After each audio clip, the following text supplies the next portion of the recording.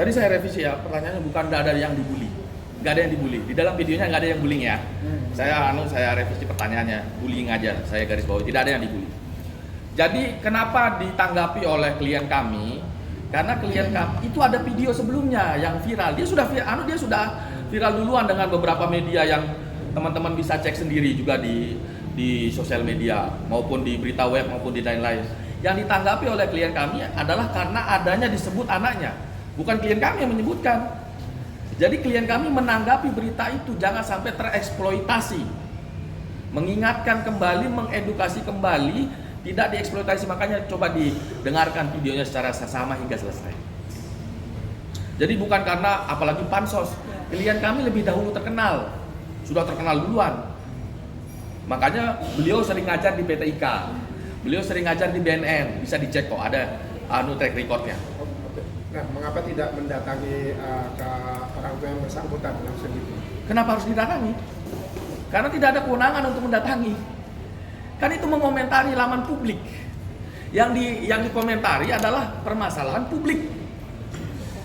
Informasi yang ada di ranah publik, bukan informasi yang ada di ranah private. Terkecuali kalau informasi itu belum mencuat ke publik. Dan klien kami mengunduh itu, apa tuh diduga itu ada unsur tindak pidana yang akan dilakukan jika kalau itu bukan informasi publik. Ini kan informasi publik, teman-teman bisa cek sendiri. Kita kan cek sama-sama nih. Ya, kita cek sama-sama. Kan ada beritanya deh. Teman-teman masyarakat Indonesia bisa ngecek sendiri di Google. Kan ada beritanya. Jadi di mana pembuliannya? Harusnya kemarin kan juga disampaikan, dipertegas di dalam videonya juga, mohon maaf, beliau melaporkan netizen, laporkan media-medianya. Beliau mengatakan media-media yang menaikkan beritanya, tanda kutip, adalah bodong. Nah, pertanyaan saya, teman-teman media yang meliput saya sekarang bodong apa tidak? Ya. Ada medianya. Ada medianya. Jadi tidak boleh juga dia mengatakan seperti itu, menganggap semua orang bodoh, menganggap media-media ini bodoh. Kan salah, nggak boleh. Kan seperti itu. Teman-teman? Ada lagi mungkin teman-teman? Oh, berarti penegas. Kalau nggak salah dia kemarin bilang tidak ada itikat baik dari Tagari, mungkin udah pernah disomasi atau pernah diperingati, gimana Pak? Hingga saat ini klien kami di luar negeri tidak pernah menerima somasi apapun. Atau surat teguran atau Surat teguran ataupun lisan berbentuk video. atau secara tulisan? Secara tertulis tidak ada. Makanya kami tidak tahu. Orang klien kami aja tidak tahu, dia dilaporkan. Atas dasar apa dilaporkan? Makanya kami pun sampai dihubungi, kami pun sendiri bingung. Ini ada apa? Ini masalahnya apa? Kami mendengar videonya seolah-olah klien kami ini adalah penjahat negara. Ini kejahatan luar biasa. Ini bukan extraordinary crime. Yang namanya kejahatan luar biasa adalah extraordinary crime.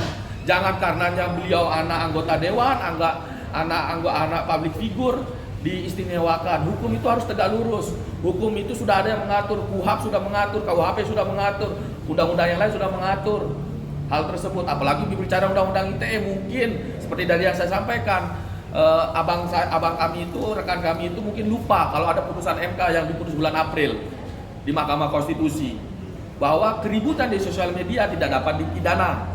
Keributan itu harus di ruang nyata, bukan di ruang sosial media. Bukan kami yang bicara, tapi putusan Mahkamah Konstitusi. Ada itu Bang? Ada. Nomor perkaranya 105, terus nomor perkara keduanya 115. Itu pemohonnya Jovi Andrea Bahtiar. Karena saya sering beracara di MK juga. Sekarang saya lagi banyak uji undang-undang di MK. Teman-teman bisa ngecek juga. Kebetulan kita nguji undang-undang IKN juga dan undang-undang beberapa undang-undang kepolisian. Nah, berarti salah alamat tadi Pak? Ya makanya kami preskon, kami tanggapi. Ini adalah salah satu itikat baik dari klien kami menanggapi bahwa ini salah alamat. Anda harusnya melaporkan yang patut Anda duga itu media-media yang menaikkan dugaan anak Anda pada awalnya. Seperti itu. Jadi ini salah alamat.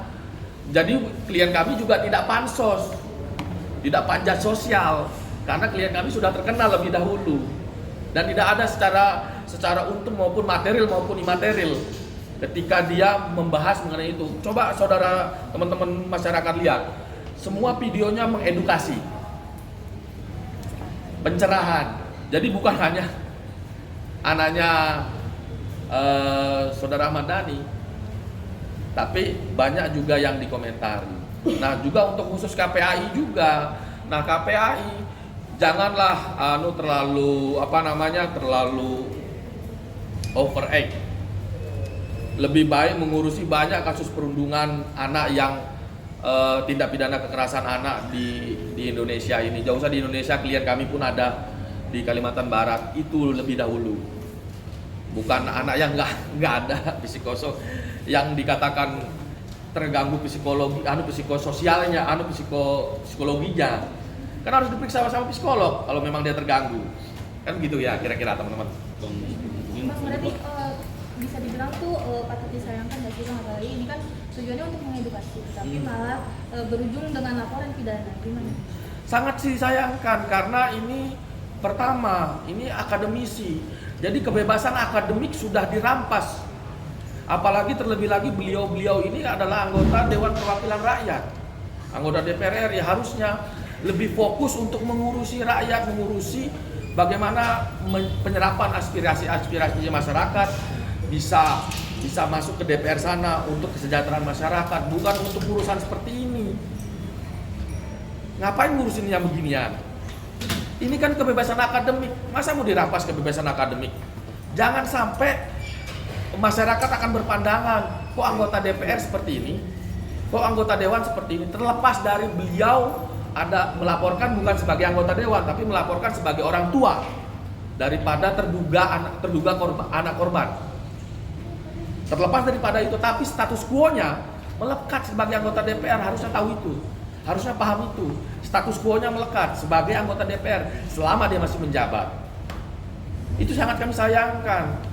Ini wakil kita di sana. Beliau ini wakil kita. Harusnya memberikan contoh yang baik bagi kita juga. Terkecuali kalau dia diperundungin, anaknya diperundungkan dengan cara yang kurang elegan. Ini informasi publik kok yang ditanggapi. Seperti itu kira-kira teman-teman. Ada rencana mau lapor balik Bang? Rencana melaporkan balik. Terakhir kali kami diskusi dengan klien kami, tidak ada rencana balik, tidak ada rencana laporan balik. Untuk apa? Kita berikan edukasi yang baik kepada masyarakat. Kita berikan contoh yang baik kepada masyarakat. Untuk apa sih diributin? Kami juga sangat beritikat baik. Kalaupun nanti ada panggilan klarifikasi, kami akan datang. Klien kami akan datang. Kami akan lalui proses hukumnya.